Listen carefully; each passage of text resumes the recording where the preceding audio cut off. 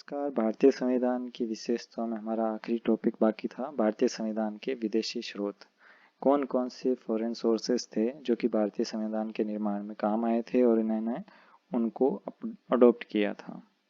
तो last video में मैंने आपसे बात की थी कि मैं आपको कुछ ऐसी चीज़ बताऊंगा कि आप उसे उसी टाइम याद रख लोगे। इसका मतलब ये नहीं था कि मैं आपको कोई ट्रिक बताऊंगा। ट्रिक्स आपको याद नहीं रखनी है ट्रिक के हिसाब से, क्योंकि ऑब्जेक्टिव टाइप में क्वेश्चन आएंगे फर्स्ट ग्रेड, सेकंड ग्रेड और जो ईओ का एग्ज़ाम आगे आने वाला है उसमें। तो जो ऑब्जेक्टिव टाइप के क्वेश्चन होते हैं उनमें अगर आपको एक एक देश की लिस्ट पता है फिर भी आप गलत करके आते हैं। इसलिए मैं आपको थोड़ा सा नया तरीका बताऊंगा कि आप कॉमन सेंस से क्वेश्चन कर सकते हो, और जितना सिलेबस वाइड है उस अनुसार आपके दिमाग में माइंडसेट तैयार हो जाना चाहिए कि यह फॉरेन सोर्स किस कंट्री से यूज़ लिया गया है। ठीक है, तो हम कुछ देशों को कुछ इस तरह से बांटेंगे कि ब्रिटेन, जिसके अंडर में भारत था, और उसी का एक एक्ट 1935 का जो एक्ट है। दूसरे जो ब्रिटिश सरकार के गुलाम थे जैसे कि भारत के, तो वो देश। और तीसरे वो जो इंडिपेंडेंट थे पहले से ही। तो इन तीन तरह के देशों से फॉरेन सोर्सेज लिए गए हैं। एक बार का हम मैप में देख लेते हैं। देखिए, एक ब्रिटेन यहाँ पर है। थोड़ा क्या है कि मैप से आपको एक माइंड सेट इजी सेट हो जाता है। तो यहाँ से जो 1935 का एक्ट है वो तो है सबसे main foreign source. Second number UK खुद है, ब्रिटेन। ये दो चीज़ें तो ही। अब देखिए, जो ब्रिटेन के अंडर में थे पहले डोमिनियन, वो Ireland, Canada, Australia, south Africa. ठीक है, तो ये चार से भी हमने काफ़ी चीज़ें ली है। इसके बाद में यूनाइटेड स्टेट्स अमेरिका, रशिया और फ्रांस, जर्मनी, इनसे भी हमने काफ़ी चीज़ें ली है। तो अब एक एक करके हम सभी से पढ़ते हैं, और इनमें रशिया के साथ में जापान भी है कि किस देश से कौन कौन से चीज़ें ली गई है। सबसे पहले बात करते हैं भारतीय शासन अधिनियम 1935 की। अभी का जो हमारा संविधान है उसमें 75% जो मैटर है वो इसी से लिया गया है। इसकी सबसे कुछ सैलिएंट चीज़ें हैं उनके बारे में बात करते हैं।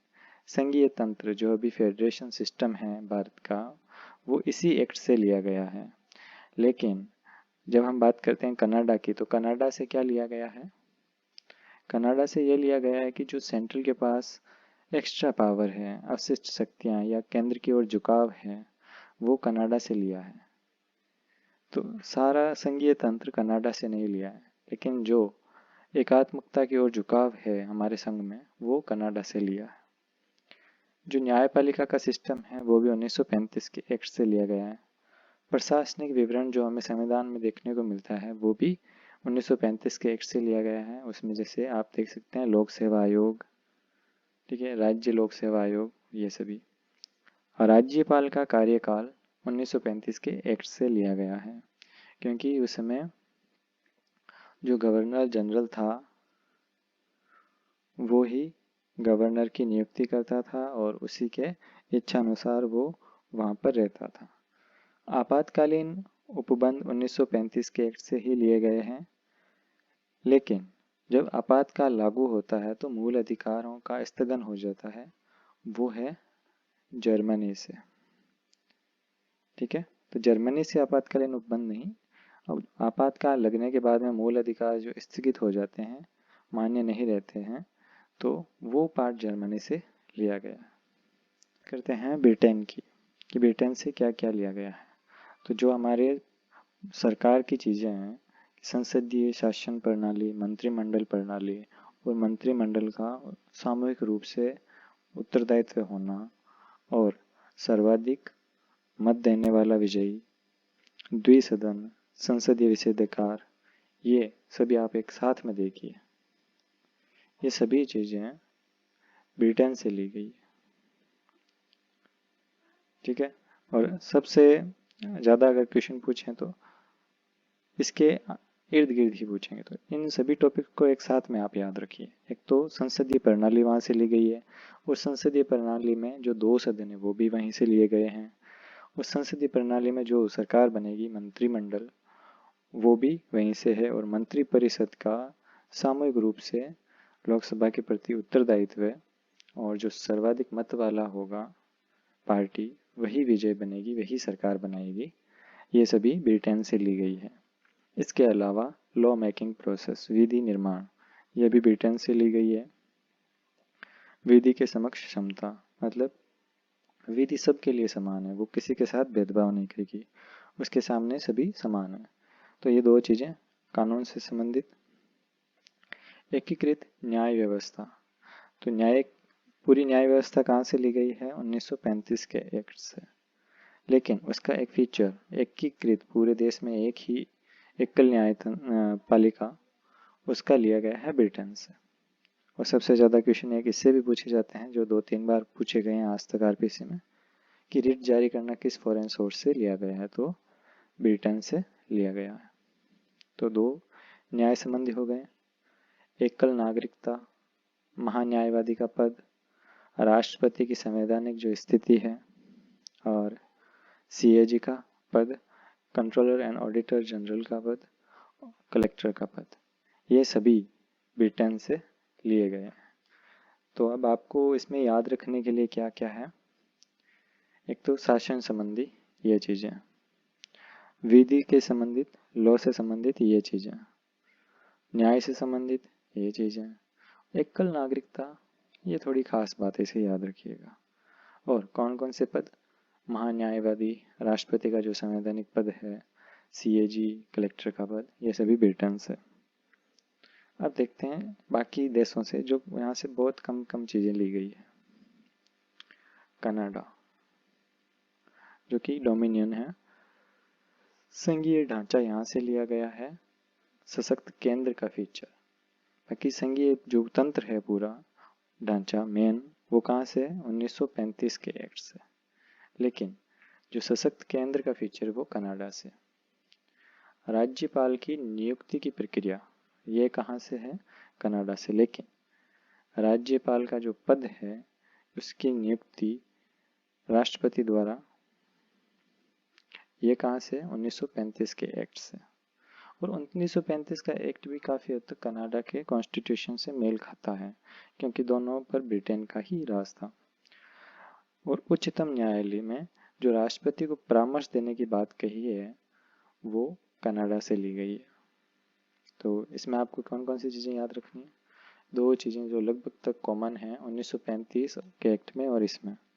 एक ही अलग है, उच्चतम न्यायालय में के द्वारा राष्ट्रपति को परामर्श देना, ये लिया गया है कनाडा से। अब बात करते हैं आयरलैंड की। यूके के जस्ट पास में जो हमने देखा था वही। नीति निर्देशक तत्व, राष्ट्रपति का निर्वाचन कौन करेगा, वो निर्वाचन मंडल, और राज्यसभा के सदस्यों का मनोनयन, ये 3 चीज़ें। तो आयरलैंड की सबसे खास बात है, जो क्वेश्चन पूछे गए अगर इजी लेवल के पूछे जाए, तो नीति निर्देशक तत्व आयरलैंड से। अभी ये 2 चीज़ें आप याद रखिए, राष्ट्रपति का जो निर्वाचन मंडल है, और राज्यसभा में सदस्यों का जो मनोनयन है, जो मनोनीत होते हैं, वो उसका उपबंध यहीं से लिया गया। बात करते हैं ऑस्ट्रेलिया की, ये भी डोमिनियन रहा है। समवर्ती सूची, जो ये सबसे पहले टॉपिक है, वो सबसे इजी है, वो 8th क्लास से पहले ही आपने पढ़ लिए। और संसद का संयुक्त अधिवेशन, ये कहाँ से है? ये भी यहीं से। प्रस्तावना का प्रारूप यहाँ से। अंतर्राज्यीय व्यापार, वाणिज्य और समागम, तो 2 चीज़ें काफ़ी सेम है, ये यहाँ से ही ली गई है। एक बार लास्ट में और विश्लेषण करेंगे ताकि आपको याद रह जाए। अब बात करते हैं दक्षिण अफ्रीका। तो संविधान संशोधन की जो प्रक्रिया है, वो साउथ अफ्रीका से ली गई है। और राज्यसभा सदस्यों का निर्वाचन, यह भी दक्षिण अफ्रीका से। लेकिन ये जो पहला है, यह आपको, देखिए कुछ चीज़ें ऐसी है कि आपको देश का नाम लेते ही याद हो जाए, वही नाम आना चाहिए। तो सबका जो पहली लाइन है, वो तो आपको 2-3 बार रिपीट करेंगे तो ही याद रह जाएगी। अब बात करते हैं अमेरिका की। जैसे अमेरिका क्या है सबसे बड़ी चीज़, मूल अधिकार वहाँ से लिए गए हैं। न्यायिक पुनरावलोकन का सिस्टम वहीं से लिया गया है, लेकिन ये संविधान में वर्णित नहीं है, इसे बाद में अनौपचारिक रूप से माना गया है। न्यायपालिका की स्वतंत्रता, जो कि न्यायिक पुनरावलोकन का ही एक विशेषता है। उपराष्ट्रपति का पद एक सभापति के रूप में, किसमें, राज्यसभा में, ये भी अमेरिका से लिया गया है। राष्ट्रपति पर महाभियोग अमेरिका से लिया गया है। उच्चतम और उच्च न्यायालय के न्यायाधीश को हटाना, ये भी वहीं से लिया गया। और प्रस्तावना की प्रथम पंक्ति हम भारत के लोग, ये लिया गया है अमेरिका से। लेकिन जो कंप्लीट प्रारूप है वो कहाँ से लिया गया है, ऑस्ट्रेलिया से।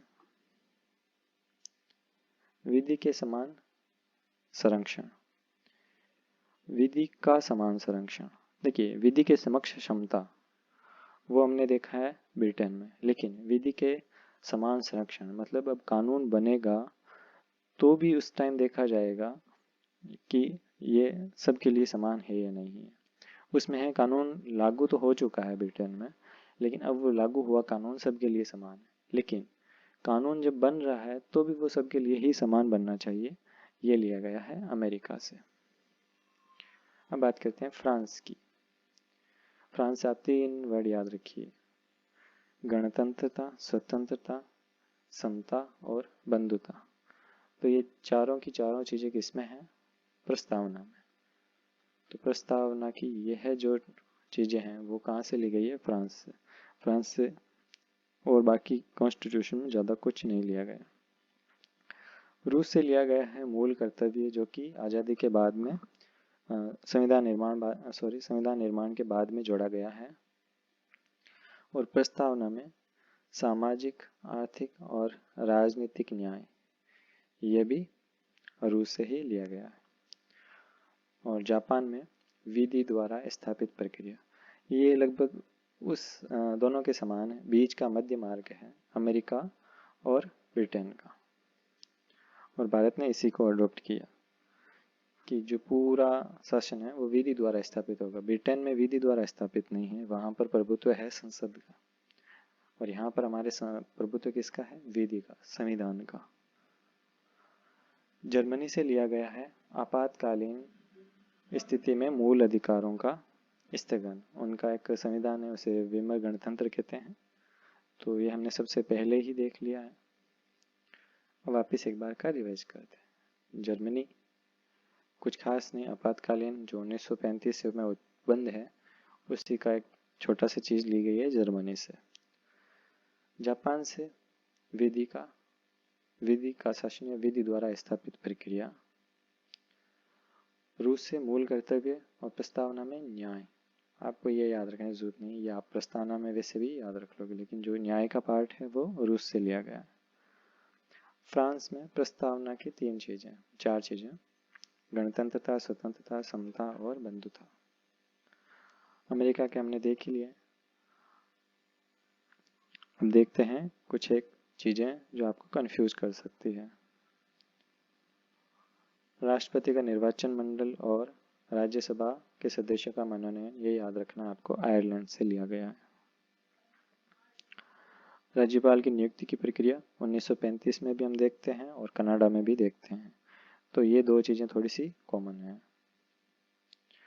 और आपको इसमें कुछ भी खास नहीं है। अब देखिए, राज्यपाल का कार्यकाल ये तो है 1900, और जो निर्वाचन की रीति है वो हमने कहाँ देखा था, देखिए नियुक्ति की प्रक्रिया ये कनाडा में, और खास कुछ फर्क है नहीं। तो अब सबसे पहले वापस इसमें चलते हैं मैप में। देखिए, हमने देखा है जापान से एक चीज ली गई है, ऑस्ट्रेलिया देखिए सबसे ज़्यादा लिए गए हैं 1935 और ब्रिटेन से। उसके बाद में किन में से लिए गए हैं, कनाडा, ऑस्ट्रेलिया, साउथ अफ्रीका और अमेरिका से। रशिया से भी सिर्फ प्रस्तावना की चीज़ें ली गई है और एक मूल कर्तव्य। फ्रांस जर्मनी से कुछ खास नहीं, इसमें प्रस्तावना से है और उसमें जो 1935 के उपबंध में आपातकालीन का है। अब देखिए, ये देश तो छंट गए हैं, अब आपको याद क्या रखना है, ब्रिटेन से कंपैरिजन करना है यूनाइटेड स्टेट्स से। इनकी लिस्ट थोड़ी लंबी है। तो ब्रिटेन से क्या है, जो मेन शासन प्रणाली है, सारी चीज़ें इसी से है, इसका भी याद नहीं रखना। अब आपको देखना क्या है, सिर्फ यूनाइटेड स्टेट। तो अगर आप यूनाइटेड स्टेट का याद रखेंगे तो बाकी सभी याद रह जाएंगे। तो इसी के साथ में हमारा ये लेक्चर ख़त्म हुआ। अब मिलते हैं हमारे पहले टॉपिक संविधान के प्रस्तावना, और ये लेक्चर यहीं पे ख़त्म होता है। धन्यवाद।